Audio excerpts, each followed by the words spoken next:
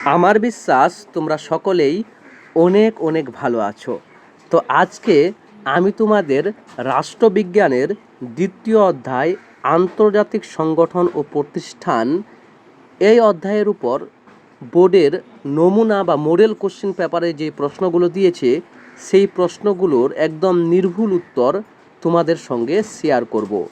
সঙ্গে এ কথাই বলে রাখবো যে এর আগে আমরা প্রথম অধ্যায়ের নির্ভুল উত্তর এবং ব্যাখ্যামূলক উত্তর সহ A to Z আমরা ভিডিও আপলোড করে দিয়েছি। যারা ওই ভিডিওটা দেখোনি, আমি ডিসক্রিপশানে এবং ফার্স্ট কমেন্টে লিঙ্ক দিয়ে রাখছি, সেখান থেকে প্রথম অধ্যায়ের যে আমরা সলিউশন দিয়েছি সেই সলিউশনটা তোমরা দেখে রাখো, যেটা মডেল কোশ্চেন পেপার থেকে দিয়েছে।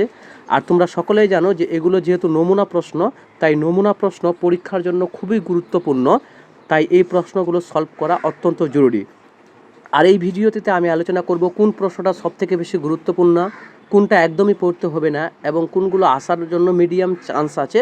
A to Z আমি ভিডিওর সাথে সাথে তোমাদের সাথে আলোচনা করে দেব। তো চলো লাস্ট পর্যন্ত তোমরা ভিডিওটা দেখতে থাকো। আর যারা প্রথম দেখছো আমাদের এই ভিডিওগুলো, তাদের কাছে আবদার থাকছে তোমরা আমাদের চ্যানেলটিকে সাবস্ক্রাইব করে রাখো এবং অবশ্যই বন্ধুদের মাঝে শেয়ার করতে কিন্তু ভুলো না। তো চলো আমাদের রাষ্ট্রবিজ্ঞানের দ্বিতীয় অধ্যায় আন্তর্জাতিক সংগঠন ও প্রতিষ্ঠান এই অধ্যায় থেকে প্রত্যেকটি প্রশ্নের সঠিক উত্তর আমরা দেওয়ার চেষ্টা করছি। 1 নম্বর প্রশ্ন লক্ষ্য করো, লিগ অফ নেশন কবে প্রতিষ্ঠিত হয়? প্রথমে বলে রাখি, এই প্রশ্নটা এবছর আমাদের একদমই গুরুত্বপূর্ণ নয়, প্রশ্নটা আসবে না।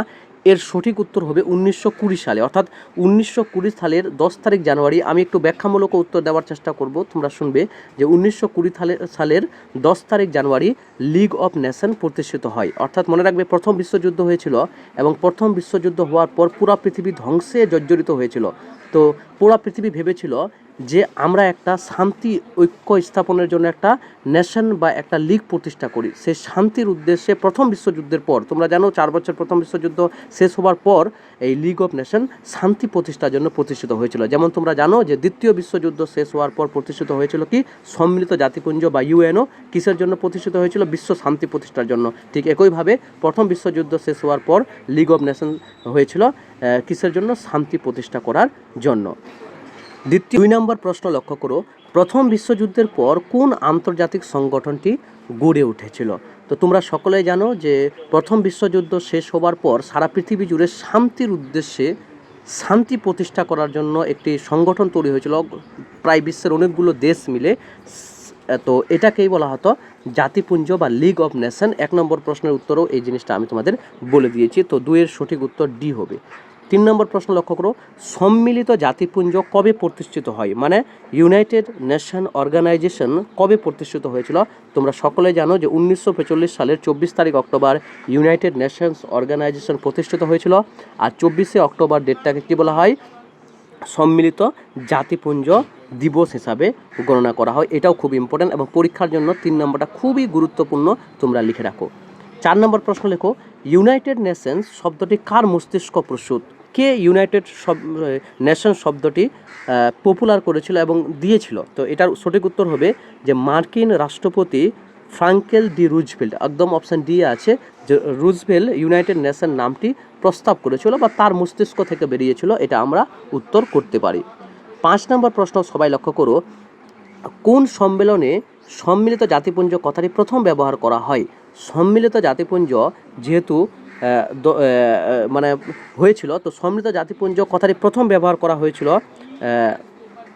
এখানে আমরা সঠিক উত্তর করব আটলান্টিক ঘোষণায়। কিন্তু একটা কথা খুব ভালোভাবে মনে রাখো, এখানে অপশানগুলো সঠিক নাই, তাই আমরা অপশান সি করব। এখানে একটা ভুল আছে, সঠিক উত্তরটি হবে কিন্তু 1 জানুয়ারি 1942 সালে ডিক্লারেশন বা ইউনাইটেড নেশন নামে যে আনুষ্ঠানিক অনুষ্ঠানটা হয়েছিল, সেখানে কিন্তু আমাদের সম্মিলিত জাতিপুঞ্জ কথাটি প্রথম ব্যবহার করা হয়, যদি রাষ্ট্রবিজ্ঞান তোমরা ভালো করে পড়ে থাকো।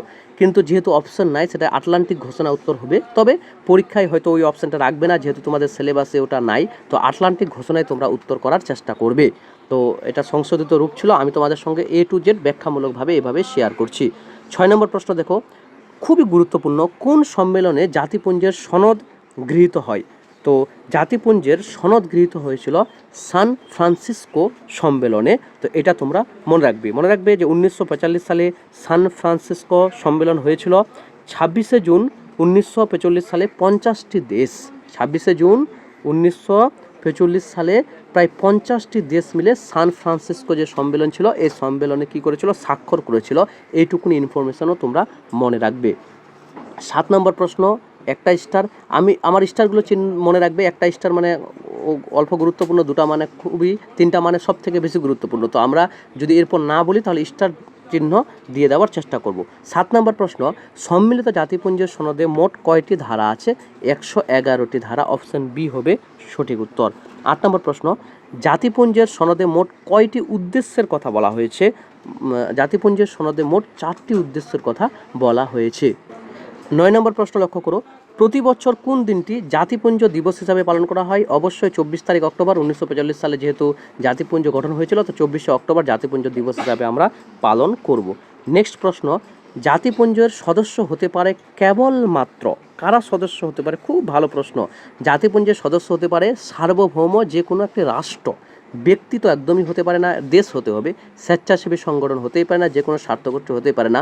অর্থাৎ যে দেশগুলো সার্বভৌম সেই দেশগুলোই একমাত্র জাতিপুঞ্জের সদস্য হতে পারে। 11 নম্বর প্রশ্নটি লক্ষ্য করো, এই প্রশ্নটি আগের বছর পরীক্ষায় এসেছিল, তোমরা প্রিভিয়াস পেপার যদি ঘাটো তাহলে দেখতে পাবে সেখানে। তো এটা অত ইম্পর্টেন্ট না, জাস্ট দেখে রাখো যে জাতিপুঞ্জের সর্বশেষ যোগদানকারী সদস্য রাষ্ট্র কোনটি? সব শেষ যোগদান করেছিল আফ্রিকার একটি দেশ, দক্ষিণ সুদান, অবশ্যই মনে রাখবে। 12 নম্বর প্রশ্ন, বিশ্বের সর্ববৃহৎ নাগরিক সভা কোনটি? যতগুলো স্টার পারো দিয়ে রাখো, খুবই গুরুত্বপূর্ণ একটি প্রশ্ন, যে বিশ্বের সর্ববৃহৎ নাগরিক সভা হলো সাধারণ সভা। তো 12C হবে সঠিক উত্তর। 13 নম্বর প্রশ্ন, এবছর পরীক্ষায় আসবে এই প্রশ্নটা, তোমাদের আমি অনেক স্টার চিহ্ন দিয়ে রাখলাম, যেহেতু এই অধ্যায় থেকে সব থেকে বেশি প্রশ্ন আসবে, তো ওই জন্য বেশি স্টার চলছে। 13 নম্বর প্রশ্ন, জাতিপুঞ্জ শান্তির জন্য ঐক্যের প্রস্তাব কবে গৃহীত হয়েছিল? অবশ্যই 1950 সালে। তো 3 নভেম্বর 1950 সালে, অপশান বি সঠিক উত্তর। 14 নম্বর প্রশ্ন, বিশ্ব মানবাধিকার দিবস প্রতি বছর কবে পালন করা হয়? তো বিশ্ব মানবাধিকার দিবস পালন করা হয় 10 তারিখ ডিসেম্বর প্রত্যেক বছর, তাহলে অপশান ডি হবে সঠিক উত্তর। 15 নম্বর প্রশ্ন লক্ষ্য করো, বিশ্বের বৃহত্তম বিতর্ক সভা কোনটি? তো এটি খুব গুরুত্বপূর্ণ একটি প্রশ্ন। তো বিশ্বের বৃহত্তম গুরুত্বপূর্ণ বা বিতর্ক সভা হলো আমাদের সাধারণ সভা। কারণ সাধারণ সভায় বিশ্বের বিভিন্ন দেশের প্রতিনিধিরা যায়। তোমরা জানো যে প্রত্যেকটি দেশ থেকে সাধারণ সভায় 5 জন প্রতিনিধি যায় প্রত্যেক বছর, এবং 5 জন প্রতিনিধি যেতে পারে এবং একটি করে ভোট দিতে পারে। তো এই জন্য সাধারণ সভাকে আমরা বিতর্ক সভা বলি। লাইক ইন্ডিয়ান পার্লামেন্ট বা যে কোনো দেশের পার্লামেন্টে যেভাবে আলোচনা করা হয়, সেই একইভাবে বিতর্ক সভায় এভাবে আলোচনা করা হয়ে থাকে। পরের প্রশ্ন 16 নম্বর দেখো, বর্তমানে নিরাপত্তা পরিষদের মোট সদস্য সংখ্যা কত? তো নিরাপত্তা পরিষদের মোট সদস্য সংখ্যা 15 জন। তোমরা জানো যে নিরাপত্তা পরিষদের সদস্যগুলোকে 2 ভাগে ভাগ করা যায়, একটা হলো স্থায়ী সদস্য আর একটা হলো অস্থায়ী সদস্য। তো স্থায়ী সদস্য আছে 5টি দেশ, অস্থায়ী সদস্য হলো 10টি দেশ। তো টোটাল 10 + 5 হলো 15টি দেশ। তো স্থায়ী সদস্যগুলোর নাম বই থেকে তোমরা ভালোভাবে পড়ে নেবে। যেমন আছে স্থায়ী সদস্যগুলোর মধ্যে চীন, আমেরিকা, রাশিয়া, ফ্রান্স, এই কয়েকটা নাম অবশ্যই ভালোভাবে তোমরা মনে রাখবে। 17 নম্বর প্রশ্ন, নিরাপত্তা পরিষদের স্থায়ী সদস্য সংখ্যা এখনই বললাম আমি, উত্তর হবে 5। তো 18 নম্বর প্রশ্ন, নিরাপত্তা পরিষদে ভেটো ক্ষমতা প্রয়োগ করতে পারে কারা? অবশ্যই স্থায়ী সদস্যরা। যে 5টি সদস্য দেশ আছে স্থায়ী সদস্যের মধ্যে, তারাই শুধুমাত্র ভেটো ক্ষমতা প্রয়োগ করতে পারে। ভেটো মানে না বলার ক্ষমতা, ভেটো শব্দের অর্থ অসম্মতি, এটাও মনে রাখবে। 19 নম্বর প্রশ্ন, নিরাপত্তা পরিষদে অস্থায়ী সদস্যদের কার্যকালের মেয়াদ অবশ্যই 2 বছর, মানে 10টি অস্থায়ী সদস্য রাষ্ট্র 2 বছরের জন্য নির্বাচিত হয়, এটা মনে রাখবে। 20 নম্বর প্রশ্ন, আন্তর্জাতিক শান্তি ও নিরাপত্তার মূল দায়িত্ব কার উপর অর্পণ করা হয়েছে? তো শান্তির ব্যাপারটা কে দেখাশোনা করে? তোমরা জানো যে সম্মিলিত জাতিপুঞ্জের টোটাল 6টি অঙ্গ আছে। সম্মিলিত জাতিপুঞ্জের 6টি অঙ্গ, নিরাপত্তা পরিষদ, সচিব পরিষদ, সাধারণ সভা থেকে শুরু করে যে আছে সভাগুলো, এখান মধ্যে শান্তির কথা যিনি দেখাশোনা করেন যে দপ্তরটা, সেটা হলো নিরাপত্তা পরিষদ, অর্থাৎ অপশান ডি আছে এখানে। তো অপশান ডি হবে সঠিক উত্তর। তোমরা মনে রাখবে যে জাতিসংঘ সনদের 24 নম্বর ধারা অনুসারে যে শান্তি যার উপরে দায়িত্ব দেওয়া হয়েছে, সেটা হলো নিরাপত্তা পরিষদের উপর দায়িত্ব দেওয়া হয়েছে। এটা জাতিসংঘের 24 নম্বর ধারায় উল্লেখ করা হয়েছে।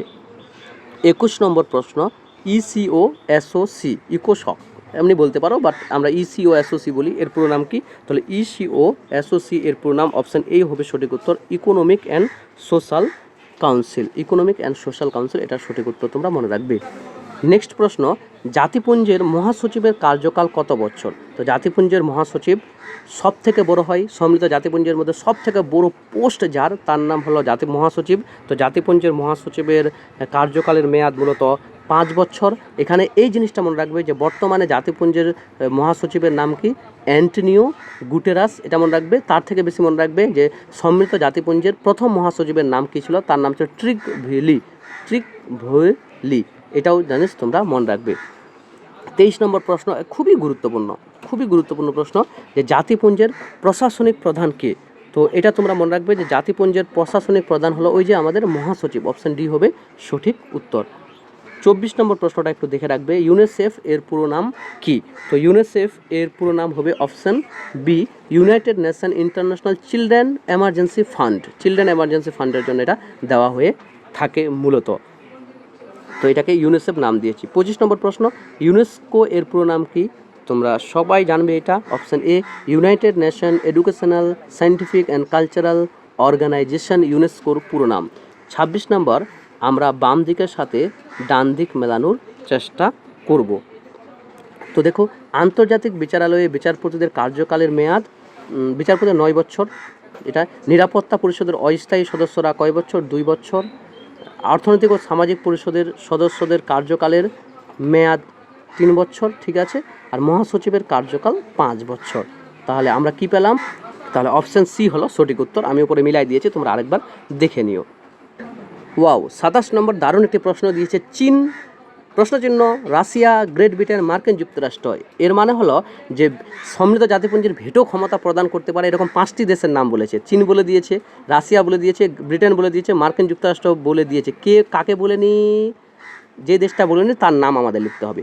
তার আগে তোমরা মনে রাখো যে সম্মিলিত জাতিপুঞ্জের যারা স্থায়ী সদস্য তারাই কিন্তু ভেটো ক্ষমতা প্রয়োগ করতে পারে। সম্মিলিত জাতিপুঞ্জের স্থায়ী সদস্যরাই ভেটো ক্ষমতা প্রয়োগ করতে পারে। এরকম স্থায়ী সদস্য কটা দেশ আছে? এরকম স্থায়ী সদস্য 5টা দেশ আছে। এরপর কি করব স্যার? এরপর আমরা এই 5টা দেশের নাম ভালো করে মনে রাখবো। স্যার আমার তো দেশগুলোর নাম মনে থাকে না, গুলিয়ে যায়। তো আমি তোমাদের একটা অপশান দিচ্ছি, একটা সূত্র দিচ্ছি, এই সূত্র অনুযায়ী মনে রাখবে। দেখো, তোমার যদি কোনো মুসলিম বন্ধু থেকে থাকে তাহলে মুসলিম বন্ধুর কাছে একটা শব্দ তোমরা অবশ্যই শুনে থাকবে, সে শব্দটা হলো কাফের। তারা অনেক সময় মনে করে যে একাত্মবাদ থেকে শুরু করে অনেকগুলো জিনিস তারা মনে করে, যদি না করে তো সে সমস্ত লোকগুলোকে তারা কাফের বলে। বা কোরআনে গেলেও তোমরা মুসলিমদের বলবে, মুসলিম বন্ধুদের, তো কোরআনে কাফের শব্দটা আছে। তো তোমরা মনে রাখবে যে ভেটো ক্ষমতা কারা প্রয়োগ করতে পারে? কাফেররাই ভেটো ক্ষমতা প্রয়োগ করতে পারে। এইটুকুনি মনে রাখলে আজীবনের জন্য যাদের ভেটো ক্ষমতা আছে তার নাম তোমাদের মনে রাখবে। যেমন সি মনে রাখবে, সি থেকে মনে রাখবে চায়না, চীন, তাহলে একটা হয়ে গেল। নিরাপত্তা পরিষদের স্থায়ী সদস্য চীন। A4 মনে রাখবে আমেরিকা বা মার্কিন যুক্তরাষ্ট্র, তোমরা সবাই জানো আমেরিকা মানে মার্কিন যুক্তরাষ্ট্র। F4 মনে রাখবে ফ্রান্স। E4 কী হলো তাহলে? E4 হলো ইংল্যান্ড। আর R4 রাশিয়া। E4 ইংল্যান্ড মানে গ্রেট ব্রিটেন, তোমরা জানো ইংল্যান্ডকে ব্রিটেন বলা হতো। R4 Russia. তো চায়না দেখে রাখো, আমি তোমাদের সুন্দর করে বলছি। চায়না, A4 মার্কিন যুক্তরাষ্ট্র বা America, F4 France, E4 England বা গ্রেট ব্রিটেন, R4 রাশিয়া। তো দেখো তো, চায়না আছে, সি কেটে গেল, রাশিয়া আছে, আর কেটে গেল। দাঁড়াও, সুন্দরভাবে তোমাদের শো করাচ্ছে। দেখো, চীন কেটে গেল, C4 চীন কেটে গেল, প্রশ্ন চিহ্ন, তারপর রাশিয়া আছে, R4 রাশিয়া কেটে গেল। গ্রেট ব্রিটেন আছে, ব্রিটেন মানে ইংল্যান্ড কেটে গেল। তারপর দেখো মার্কিন যুক্তরাষ্ট্র আছে, মার্কিন যুক্তরাষ্ট্র মানে আমেরিকা কেটে গেল। কে বেঁচে থাকলো? ফ্রান্স। তাহলে অপশান প্রশ্ন চিহ্নের জায়গায় কী হবে? ফ্রান্স। তাহলে সঠিক উত্তর হবে ফ্রান্স। অপশান ডি হবে সঠিক উত্তর। লাস্ট প্রশ্ন তোমরা একটু দেখো, সুন্দরভাবে দেওয়া হয়েছে। জাতিপুঞ্জে ব্যবহৃত সরকারি স্বীকৃত ভাষাগুলি হলো আরবি, ফরাসি, রুশ, ইংরেজি, স্প্যানিশ। এখান থেকে একটা ভালো জিনিস মনে রাখবে, 1 2 3 4 5 6, অর্থাৎ জাতিপুঞ্জের মোট সরকারি ভাষা কয়টি জানো? 6টি। 6টির মধ্যে আরবি দেওয়া আছে, ফার্সি, রুশ, ইংরেজি, স্প্যানিশ দেওয়া আছে, কোনটা ভাষা নেই? তো মনে রাখবি জাতিপুঞ্জের আরেকটি সরকারি ভাষা হলো চীনা। তাহলে এখানে চীনা হবে সঠিক উত্তর। তো 28-এর এ হবে সঠিক উত্তর। ভাষাগুলো মনে রাখবি, আরবি, চীন আর ইংরেজি। বেশিরভাগ প্রতিনিধি যারা বক্তব্য দিতে যায়, নাগরিক সবাই তারা কিন্তু কথা বলে। তো এই 28টি প্রশ্ন ছিল আমাদের সেকেন্ড অধ্যায় থেকে। তো কেমন লাগলো আমাদের ব্যাখ্যা এবং প্রশ্নগুলো তোমাদের কেমন মনে হলো?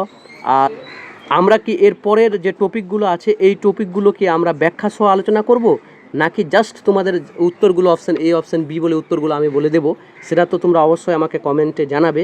আর তোমার স্কোর কত হলো, তোমরা কটা ঠিক করতে পারলে এবং ভিডিওটা কতটা কাজে দিল, তোমরা অবশ্যই সেটা আমাকে জানাবে, বন্ধুদের মাঝে শেয়ার করে দেওয়ার চেষ্টা করবে। নেক্সট অধ্যায় খুব তাড়াতাড়ি করে আমরা শেয়ার করার চেষ্টা করব, তোমরা আমাকে কমেন্টে জানাতে পারো। Thank you so very much.